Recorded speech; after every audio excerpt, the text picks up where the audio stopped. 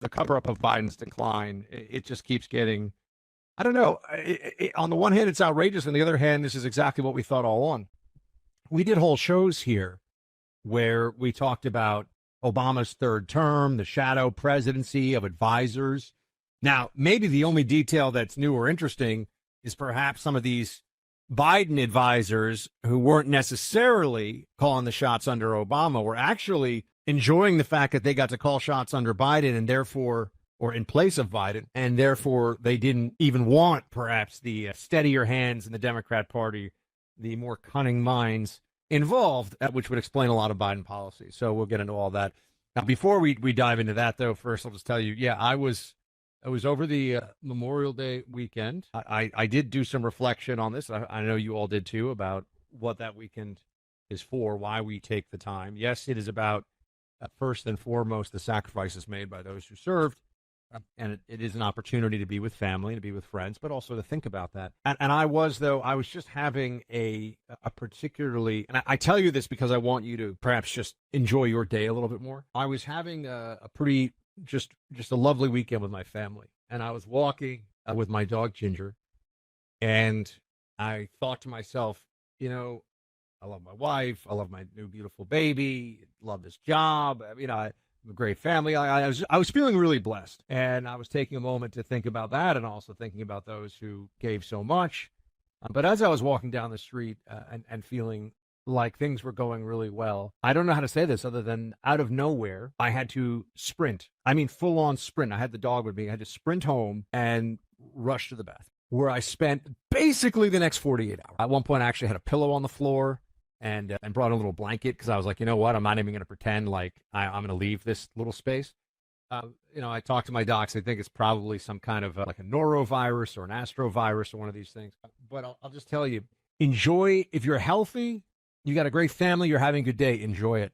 Because nothing will make you appreciate your day-to-day life, I think, faster than to be hit with a really nasty stomach flu out of nowhere. Out of nowhere. I hadn't even eaten that day. I hadn't even eaten. I just was walking the dog. I woken up. Oh, man, it was absolutely brutal. I have so much sympathy for anybody out there who has had something similar. Or there are other things. I'm telling you, I can handle, orthopedic injuries. I've hurt my knee last year. Yeah, I mean, you got to take painkillers. Any injury, any sickness isn't fun. But when you get rocked by a stomach bug, you are just, I don't know, you're just in another world. Like, you can't function. And so I'm a good bit better now. I'm not drinking Crockett today, which is sad for me, because I need to avoid the caffeine. But I've got my Crockett Over Mountain mug, and I'm half Gatorade, half water. I know everyone always says Pedialyte. I personally, I don't know.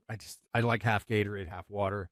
Cuts the sugar a little bit. I actually use sugar-free Gatorade, so that's not even really an issue. Anyway, I'm back. I'm in pretty steady feet, I think, for the most part. And I am so grateful to be back on the show talking to all. Honestly, I think if somebody could have given me an absolutely outrageous ask yesterday morning to say, if you write a check for the following, I'll make you feel better and you can do radio today, I think I would have given them my life savings. I mean, I was so miserable. It was so hard.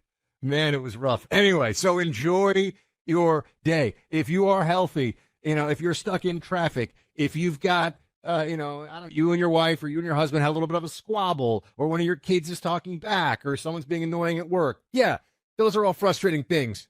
But you, my friend, are most likely not doubled over next to the toilet for 48 hours. And that is like the worst thing. It was really, man, it was rough. So I'm glad to be back. And I'm almost giddy how much I appreciate being able to talk to all of you. At least it's not an upper respiratory, so my voice is pretty okay. So I just wanted to tell you that was, take those moments of appreciation whenever you can.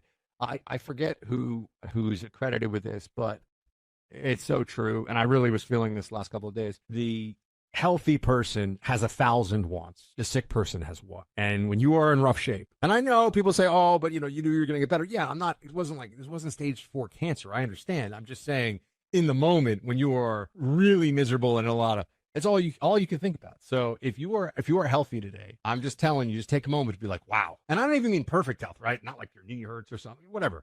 I mean, if you are able to function normally, it is a blessed day and it is a good day. And that's That's what I want to share with you. All right, let's get into the Biden decline issue. First of all, Caroline Leavitt over at the White House has raised, this story keeps on going, and there's a reason for it. I'll say this before I get to Caroline's statement here. The reason we're going through this now is this is not for nothing. It is a reshuffling of the Democrat power structure before your very eyes. Who's the leader? What are the primary media sources? What kind of credibility outside of the delusional faithful do those media sources actually have? Do people, there's a lot of people who, even if they disagree with, say, the New York Times, or even if they don't really agree with what they view as the more apparent editorial bent of, say, CNN, they trust them as basic sources of news. I know some of you are going to laugh at that, but there are people out there who, well, what is the case now? When you miss the biggest story, certainly of the post-COVID era, and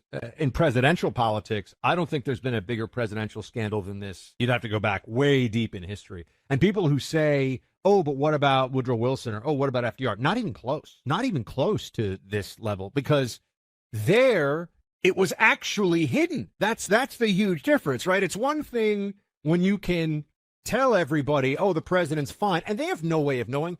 With this, the dementia was hiding in plain sight because the media just kept on lying to you. It was, I know the term gaslighting is kind of overused, but it really was the biggest gaslighting experience I can think of in this country. I don't know. I've never thought of anything. I can't think of anything that was anywhere near this.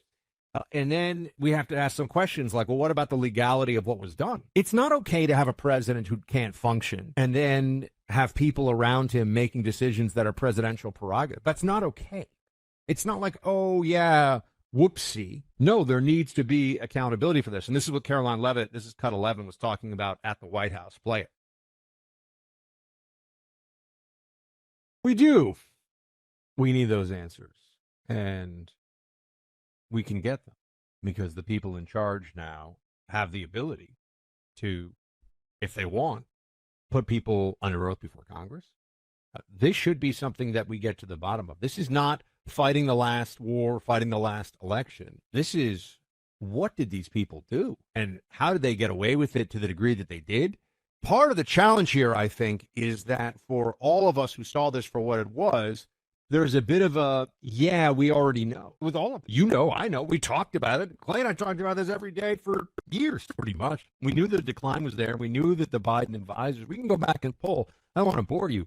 Endless sound bites from a year ago, 2 years ago, 3 years ago, where I'm saying Biden or whoever's running the country on his behalf, Biden or his advisors.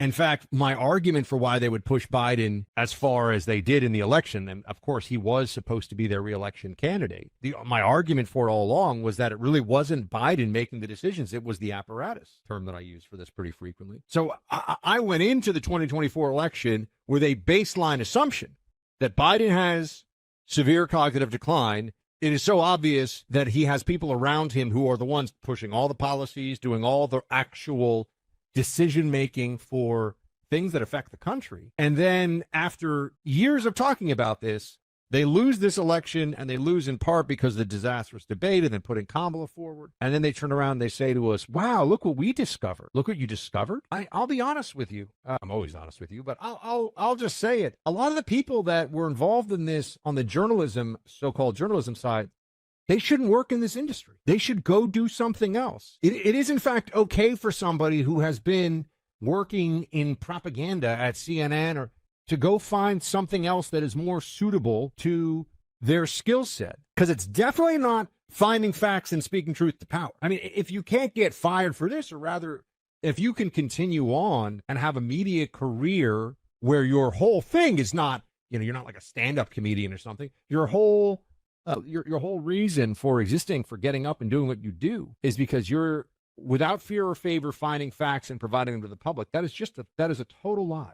This has exposed that as an out-and-out lie. So on the media side of it, I know they just want to move forward, and this is part of why they're talking about it now. They want to be able to say, we're done with that, move on. We've dealt with that, move on. That's what they want to be able to say. And they'll do it pretty quickly here. And that's why this book, which also doesn't name any names, I mean, in a meaningful way, this is what I've said all along.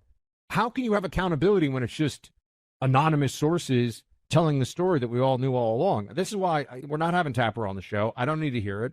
I've seen enough to know exactly what he's going to say, and I knew what the whole thing was going to be beforehand anyway. I think it's gross. I think it's wrong. I have no respect for this effort to suddenly show us what we already knew, but you're just giving us more gossip around it. We already knew all of this. So now you're going and asking people, and they can do a little petty score settling when it doesn't matter anymore? Yeah, I'm sorry. It doesn't fly with me. It doesn't fly at all. But who was the part of this that I think is going to be a bigger issue going forward? Who was calling the shots around the Biden White House? Interesting from a senior Trump advisor and official. We'll come back to that here in a second, because he has a name that I hadn't heard before, and I'm interested to see if it's correct. I want to talk to you about owning gold for a second, starting with this, okay? Gold is a hedge against inflation, and gold is a long-term play. I've been an investor in gold for over 15 years now. I've personally bought and held physical gold. I was buying physical, but I knew that it would maintain its value. I look back now 15 years ago, maintain its value. It's increased dramatically in value as a long hold position. Gold has seen great appreciation. And part of this is that central banks all over the world are still buying up large quantities of this. Yeah, Trump is doing great stuff with the economy. Trump's not going to be president forever. What's the economy going to look like in 5 years, 10 years, 15 years? That's where I think gold becomes part of the strategic play for you. And when you're talking about things like a 401k or an IRA, yeah, you want real security in an old 401k or IRA that maybe you're not actively managing. Gold makes a lot of sense. And that's where my friends at the Birch Gold Group comes in. One of the best ways to protect your savings and to take the long-term view and to build wealth in this economy is with gold, and the Birch Gold Group can help you. Text my name, Buck, to 989898. Birch Gold will send you a free info kit on gold. No obligation, just useful information. Text the name Buck to 989898 or go online to birchgold.com/Buck.